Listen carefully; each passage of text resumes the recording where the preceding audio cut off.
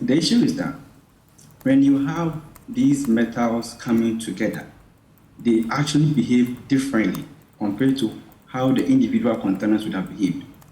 So, for example, if you know mercury causing one target organ effect, like probably kidney injury or damage, if you put it together with cadmium or lead, the whole composition changes. And looking at the champagne that they use, it is filled with petroleum products. And one prediction that I can make is it means there are some petroleum products being spilled in the water as well that normally call it hydrocarbons. So it could be of different fractions. So combining this, it becomes more complex to actually predict what the fate of this will be.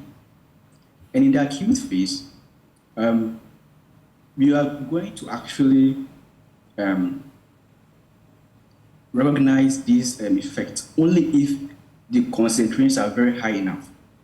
But with the long term, that is where the problem lies. Now, most of these workers who are exposed even to the skin, so some of these metals are able to react with the UV light and induce skin cancers. That for that we don't even know about it. I mean, nobody has actually characterized even the contaminants in the water that we have. So we actually don't know what we are dealing with. The only metal that we can actually predict is possibly mercury because they use in the extractions. Now, one main problem with these heavy metals is, unlike other materials like possibly food, it can break down in the environment. These heavy metals never break down. They do not break down. They live in the environment for a very long time. They only change their form, and because they're able to change their form, they're able to live in the environment for long, and they can pass through the food chain. So you mentioned about crops, so they can pass through food, they can get into the fish.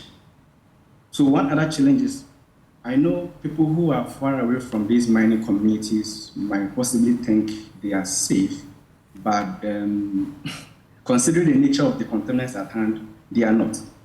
Because these communities are actually farming communities, and it means they are involved in production of vegetables, fruits, exporting to the bigger cities. Also, when we talk about fish, fish is one stubborn, I would say, product because it's able to actually bioaccumulate these heavy metals in them.